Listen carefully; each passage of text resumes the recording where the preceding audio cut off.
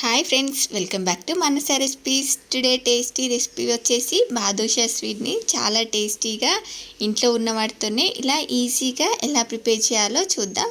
చూడండి, వీటిని ఇలా హెల్తీగా గోధుమ పిండితోనే ఇలా టేస్టీగా ఎలా ప్రిపేర్ చేయాలో చూద్దాం. చూడండి, మనకివి ఇలా గోధుమ పిండితోనే చేసినా కూడా ఎంత బాగా వచ్చాయో.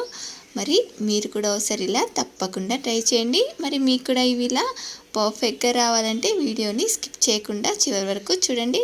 మరి ఇప్పుడు లేట్ చేయకుండా ఇలా టేస్టీగా గోధుమ పిండితోనే బాదుషాని హెల్తీగా ఎలా ప్రిపేర్ చేయాలో చూద్దాం.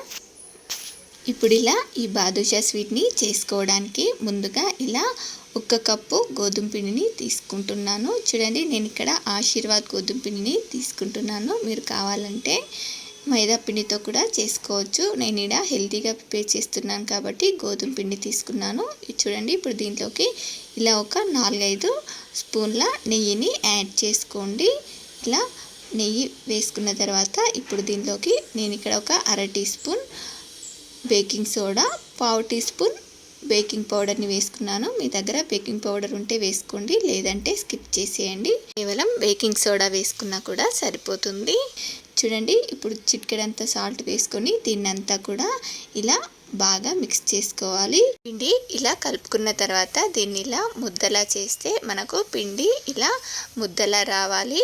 ఇప్పుడు ఇలా కలుపుకున్న తర్వాత దీనిలోకి ఇలా కొంచెం వాటర్ని యాడ్ చేసుకుంటూ కలుపుకోవాలి. ఇలా మనం చపాతీ పిండిలా అరచేతితో ఒత్తుకోకుండా ఇలా వేళ్ళతోనే కలుపుకోవాలి. దీన్ని మరి చపాతీ పిండి అంత గట్టిగా కాకుండా కొంచెం సాఫ్ట్గా తడుపుకోవాలి.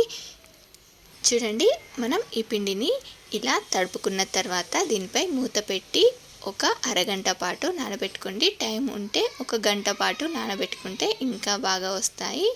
ఇప్పుడు ఇలా ఒక ప్యాన్లోకి 1 కప్పు గోధుమ పిండి తీసుకున్నాం కాబట్టి 1 కప్పు షుగరు అలాగే 1 కప్పు వాటర్ని యాడ్ చేసుకొని మనకు షుగర్ మొత్తం కరిగి ఇది గులాబ్ జామున్ పాకంలా ఇలా బాగా మరిగించుకోవాలి.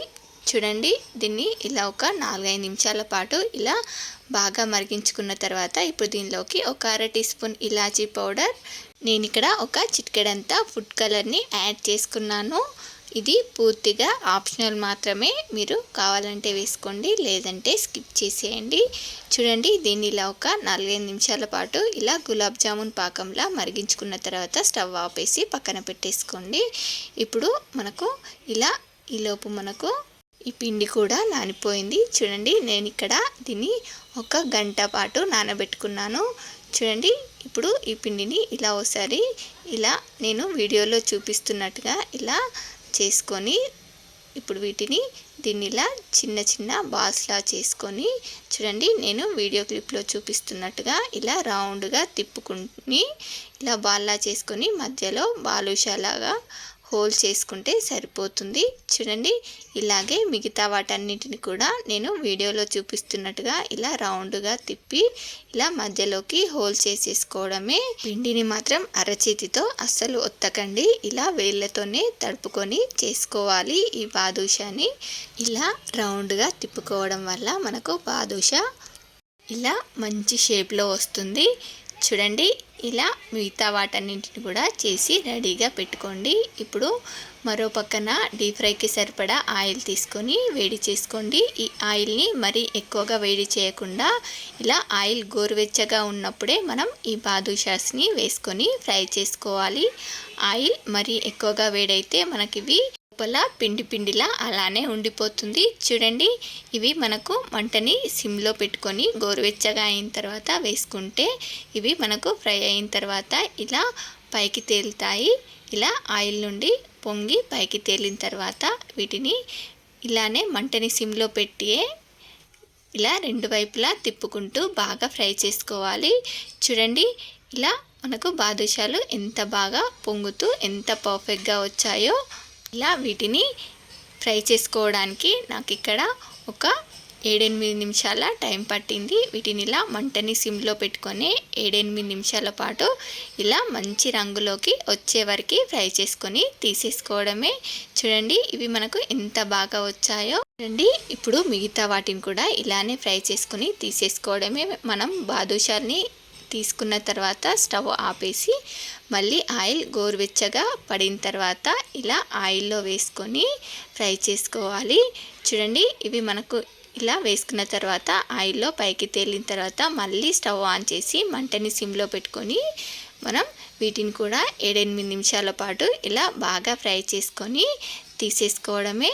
చూడండి, ఇలా అన్నింటిని కూడా ఇలా ఫ్రై చేసుకొని తీసుకోవాలి.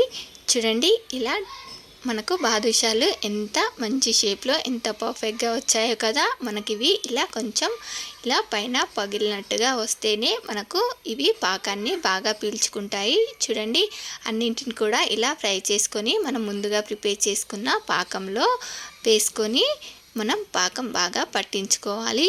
బాదుషాల్ని ఇలా పాకంలో వేసుకొని వీటిని అన్నిటిని కూడా ఇలా బాగా కలిపి ఇప్పుడు మూత పెట్టి వీటిని ఒక అరగంట లేదా 40 నిమిషాల పాటు పాకాన్ని బాగా పట్టించాలి. చూడండి, వీటిని ఇలా ఒక 15-20 నిమిషాల తర్వాత వీటిని మరోవైపుకు తిప్పి వేసుకోవాలి. చూడండి, ఇలా తిప్పి వేసుకున్న తర్వాత మళ్ళీ మూత పెట్టి వీటిని లోపల వరకు కూడా పాకం బాగా పీల్చుకునేంత వరకు ఇలా పాకంలో వేసుకోవాలి. చూడండి, నేను ఇక్కడ ఒక 40 మినిట్స్ తర్వాత తీస్తున్నాను.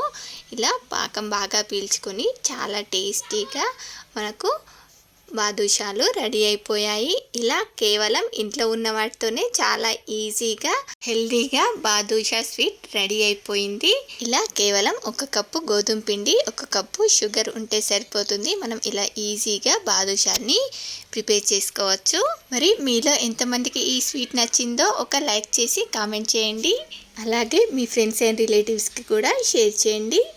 మరిన్ని టేస్టీ అండ్ హెల్దీ రెసిపీస్ కోసం మానస రెసిపీస్ ఛానల్ని సబ్స్క్రైబ్ చేసి దాని పక్కనే ఉన్న బెల్ సింబల్ని క్లిక్ చేయండి. Thank you for watching my video.